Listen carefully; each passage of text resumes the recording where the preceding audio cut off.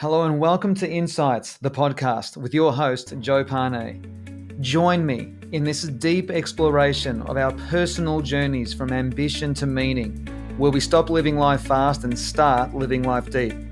This is a journey of waking up and realizing that our lives have never been about us, but about others. True success leaves positive ripple effects on other souls. I believe that success needs to be redefined from our own personal ambitious endeavors to be redefined as the value that we leave and give to others around us. Join me now as we begin this journey to deeper connections, even more fulfillment, some fun, curiosity, life, love, and all good things. Your deeper journey from ambition to meaning starts right now.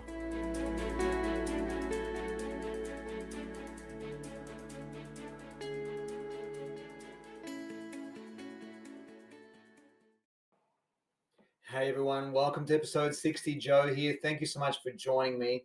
We're dedicating this episode, of course, to boundaries. That's what we're going to focus on. Now, let's have a look at what this actually means. I'm excited to share this with you because I found in workshops over the last few years, and when I introduced this particular framework that I'm going to show you today, is that it's been received with incredible appreciation, because this gives people a lot of clarity in terms of how to be, when to be with different people in different circumstances. So let's hop in and let's make sense of what the heck I just said. All right. So to me, a boundary is how much of yourself are you willing to make available to somebody else? I'll say that again.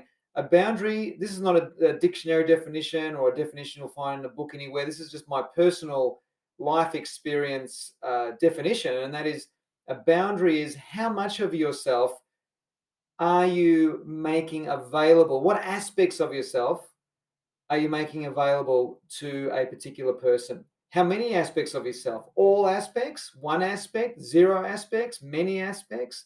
Let's have a look at how this actually works. So, if you can picture in your mind's eye, because this is a podcast, so we can't actually see stuff, we can only hear stuff. So if you can imagine concentric circles, so imagine a circle and then another circle that goes bigger than that circle. So you've got two circles with one being enveloped by another. And then you've got another third circle, which is even bigger, and then a fourth circle, which is even bigger than that. So the fourth circle, the really big one, has got three circles contained within it. If you can just picture that for a moment.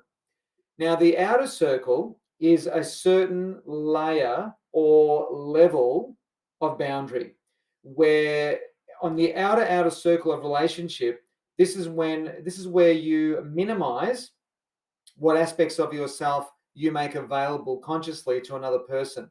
So what the heck am I talking about? So for example, I'm talking about a colleague at work who you see at work by default, because of circumstances. You both work for the same team or the same employer or the same company, but you don't go beyond that. There's no social, gathering, or you don't go out for coffee or anything. You don't become friends as such.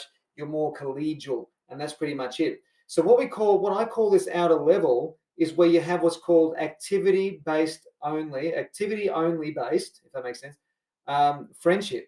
And on this outer layer, all you share, so activity, another word for activity is the word experiences.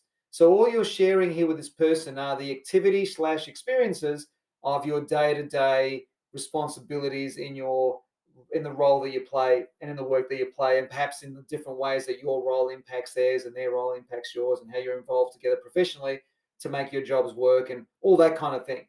So the only aspect of yourself that you're making available to this person are your skills that are on show, or your knowledge that's on show in the context of that particular job. For me to cross the line or cross over that boundary, it would be then me showing aspects or talking about or illustrating aspects of myself that have got nothing to do with that particular person. So, for example, if I was sharing out of the blue a very private conversation I had with my wife about something quite sensitive, that's completely inappropriate in the context of that particular relationship. I trust that's making sense. So that's the outer circle. And there's lots of people there. These are the people that you typically see, in any communities that you're involved with, or any hobbies that you might have. So whether like I'm part of a running group, so there are a lot of runners that I know who I wouldn't call friends, but they're acquaintances. They're runners who I share the activity and experience of running with, but not much more than that. So I only show aspect of myself that is related to the running world, if that makes sense. I'm sure it does. So then you've got the next layer, the next level of depth, which is the next circle that's within the big circle. And this is where, with this particular person, you share activities and experiences and also ideas. So, what's an idea in the context of this conversation? An idea in the context of this conversation is where you're sharing aspects of your philosophy of life. And by that, I don't mean that you're saying to this person, my philosophy of life is, that's not what I mean. What I mean by that is your ideas about money, or your ideas about, how to bring up a child, or your ideas about what makes a good education for a child, or your idea about leadership, or whatever it might be. So your philosophy of different aspects of life. So to give you an example of this, and I did address boundaries in one of the past episodes. Forgive me here because I don't remember which one it was. Might have been in season 1, where I might have illustrated this example. And if you haven't heard it, well, I'll share it with you here. And it's this. I remember when one weekend I went out running with a running friend of mine. Now, this particular fellow, I only knew him from the running group, and so the only thing that we shared was the activity experiences of the running and our conversations around, events, running events, marathons, etc. And on this particular weekend, we spent about an hour running together. And whilst we were running, we were having a discussion about different things. And I brought up the topic of, we're talking about we've both got children. We're talking about our sons, and he's got a son and a daughter. And we were talking about, what we believe is a good education for a child. And as I was sharing this, there was agreement, there was resonance. We both saw our philosophy, I guess you could say, of child education very, very similar. We were very, very similar. And so that was great. We started to develop a closer friendship. And what I mean by closer friendship, it doesn't mean a close friendship. It means we started going into the next layer, or the next level, where we're having a connection that is not only activity-based, but also now introducing ideas. So an idea is another aspect of ourselves. So the more deeper you go, the smaller the circle, like when you get all the way into the inner circle, which we'll get to in a moment, all the way into the inner circle. In that inner circle is when you're sharing or making available all aspects of yourself to that particular person. I'll get to that in a moment, and we'll get to examples of that in a moment to be very, very clear on what that means. So let's just go back to the second biggest circle. So you've got the big one at the very edge, which is the activity-based only, experience only, which is typically someone that you might know at work and you only see them at work, or someone that you play tennis with, but beyond tennis, there's nothing else. There's no other, socializing or anything like that. So that's the outer circle. Then you've got that next layer, which is, as I said, the activity, experience, and idea-based sharing. So in the context of this conversation, an idea is where you're showing and introducing a new aspect of yourself to this person. It's not an aspect that is new to you, but an aspect that's new to them of you. So when I started talking with this fellow about how, what we think is a great education for a child in primary school, in this case, he had very similar resonance, and it was great. And then the conversation turned to money. We started talking about, he mentioned his house, and I started talking about investments. And I started mentioning a couple of things about my investments, and we started getting a little bit deeper into money. And the conversation became awkwardly silent. It was really awkwardly silent. And I could tell that in that moment, I had overstepped the line. I had crossed a boundary. Why? Because I was sharing another aspect of myself without checking in first. I just started sharing it. And his awkward silence told me, well, first of all, it just told me that whatever I was saying wasn't of his, he didn't share a similar perspective on it. He had nothing else to say. So I quickly backed out of that by reversing over the boundary in the opposite direction. How do you do that? All I did was just turn the conversation back to the safest thing that exists in my friendship with this particular fellow. And that is that we just started talking about running. So all I said to him was, so are you thinking of doing another marathon this year? And the conversation kick-started. So I took it away off money because I was sharing another idea. So that's when I knew, well, that's about as far as I can go with this particular guy in our friendship level. And that's fine. That's to be respected. It's to be respected, and we respect the boundaries all the time. Right? So, and then you've got like another layer of circle inside that. And that's when you're sharing activities and experiences, you're sharing more ideas about different aspects of life. And when you start sharing more and more ideas, or when you're making available to this particular person more of you, more aspects of you, you're now also starting to dive into values. So the third layer is activity experiences with ideas, aspects of yourself, more aspects of yourself, and values. So now we're getting deeper. We're not quite in that inner circle yet. We'll get to that in a moment. But this is where this is someone that you would call a friend, a genuine friend. This is someone who you would, go out of your way to make time to catch up for dinner, or socialize, have a coffee or whatever. You might share an activity where you might play a sport together, or music together, or you attend a certain gym together, whatever it might be, right? So you're sharing various experiences and activities, or maybe they've got children of similar age to your children, even though you don't go to the same schools. You share the experiences of parenthood with that particular person. So now you're sharing activity, ideas, and values with this particular person. This is someone that you will call a good friend, someone that you can rely on. And this is where, so the deeper that you're going, the more smaller the circle is in this framework, in this model, the more of you becomes available to this particular person. I trust this making sense. And then you have your inner circle, literally the inner circle of this model, and literally the inner circle people in your life. And we're talking about rare air here. This is rare. This is where you have maybe one, maybe two people, perhaps maybe three, but we're talking, for most of us, it's one or two people. And for some people, there are no people in this inner circle. I'll talk about that in a moment as well. So this inner circle is where there's activity and experience sharing. There's idea sharing galore, lots of ideas, lots of aspects, all aspects of self are available to this other person. And there's the full connection and the full connection of values, where there's a significant, massive overlap of values. So this is someone that is your best friend, your soul buddy, somebody that you're married to, and hopefully someone that you're married to who you dearly love and are willing to share all aspects of yourself. So Silvana and I have been married at the time of this recording for 24 and a half years. And it's taken probably the last 5 or 6 years to really, I believe, the last 5 or 6 years of our marriage. Be interesting to see what she would say. I believe have been the best of our 25 years. We've been together for 27, 28 years in partnership, in relationship. And the last few years, we've really come a long way, I believe. And well, that's certainly my perspective anyway. The